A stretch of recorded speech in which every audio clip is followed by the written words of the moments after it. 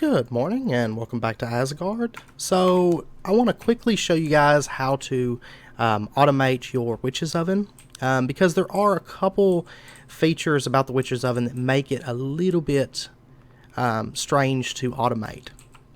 So let's go ahead and set it up. We're going to set it up just right here, and then we'll put our fume funnels on the side.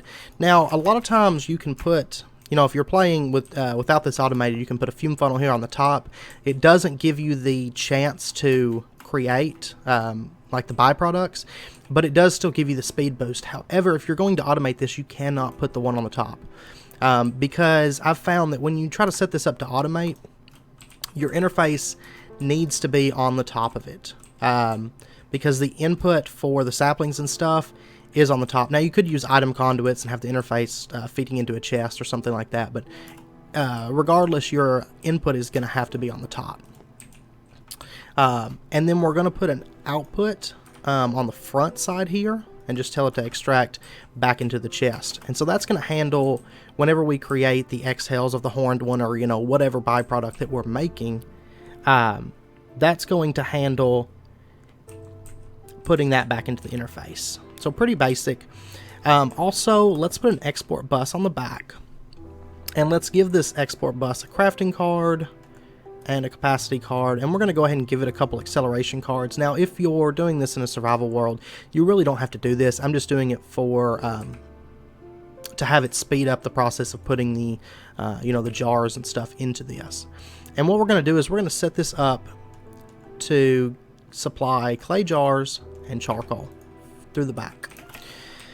And we put the crafting card in there so that if it has to craft, say, clay jars or charcoal, depending on how your system's set up, it can handle that by request. Now you can put any burnable fuel in here, of course, coal, wood, any of that, but I'm just going to use charcoal for the demonstration here. And then let's just link up the interface, and let's go set up a recipe. Now, setting up the recipe it's kind of a bit harder than a lot of recipes because, for starters, the witch's oven runs on a percentage. So you can't say that it's always going to get an exhale of the horned one because, with 2 filtered fume funnels on this, it's a 90% chance to get your exhale of the horned one, for example. So you kind of have to take those percentages into account. Now, the way that I always set it up, and you can do something else if you prefer, but I like to do just 8 oak saplings equals 4 exhales of the horned one, because the lowest I've ever seen it come out with after burning, say, 8 saplings is 6 exhales of the horned one. Now, it's possible, I wanted to leave some space for a little bit of room for error, I guess. So I do 8 saplings to 4 of the byproduct, but you can adjust those numbers. Now, if you're using just a witch's oven without fume funnels, or if you're using standard fume funnels instead of the filtered ones, you need to take those into account as well, because the standard witch's oven has a 30% chance to get a byproduct.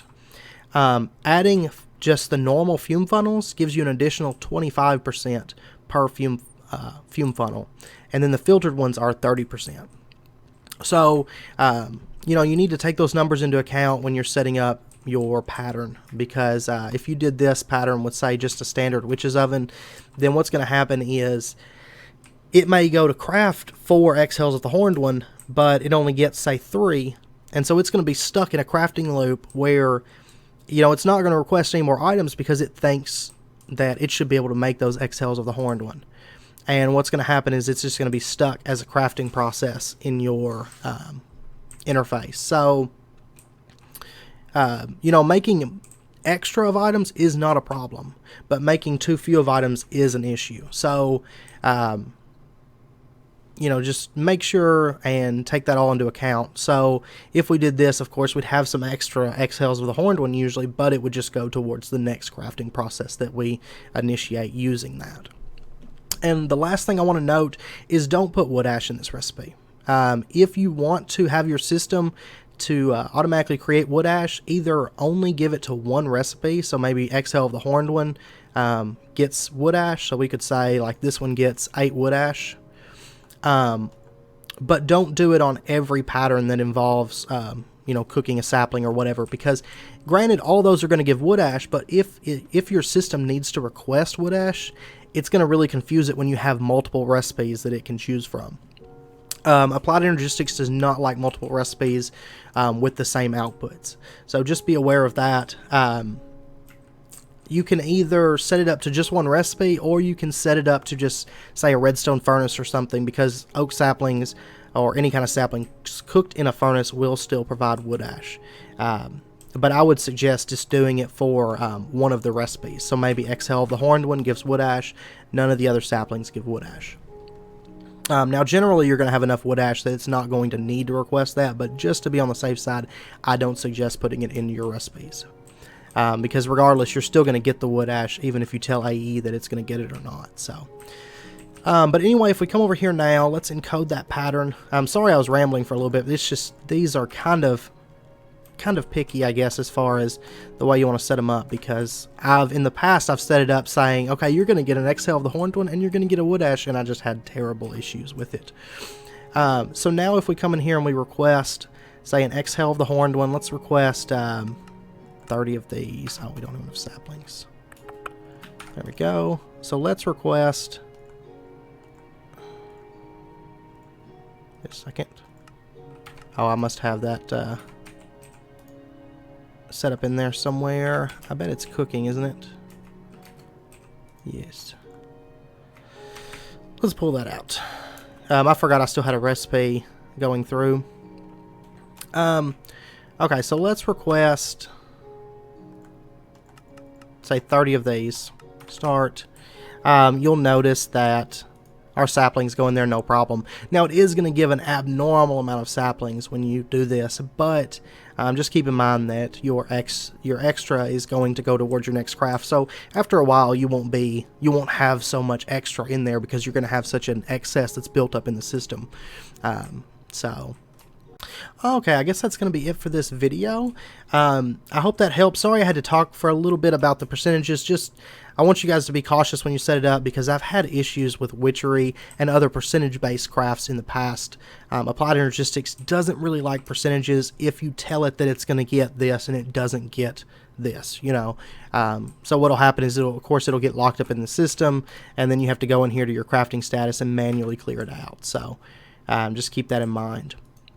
But I hope this video helped, and if you guys have any questions or anything, feel free to let me know. Now, you can set this up with Steve's Factory Manager if you so desire, to always keep so much on hand, and Steve's Factory Manager can handle it a little bit better, because it can say, if I don't have 64 Exhale of the Horned Ones, let's cook an oak sapling, and it'll keep doing that until it has 64 exhales of the Horned One. But Applied Energistics, you can't exactly tell it, to do that, because it's going to expect X output based on what you put in the recipes, because there is no percentage chance setting for Applied Energistics. So, but that's about is the best you're going to get it, I think, automated for just straight Applied Energistics. So, but anyway, I hope that helped. And as always, if you guys enjoyed this video, please comment, like, subscribe. And as always, if you guys have any questions, feel free to let me know, and I will do my best to get those answered for you. So until next episode, do take care, and I hope to see you guys then.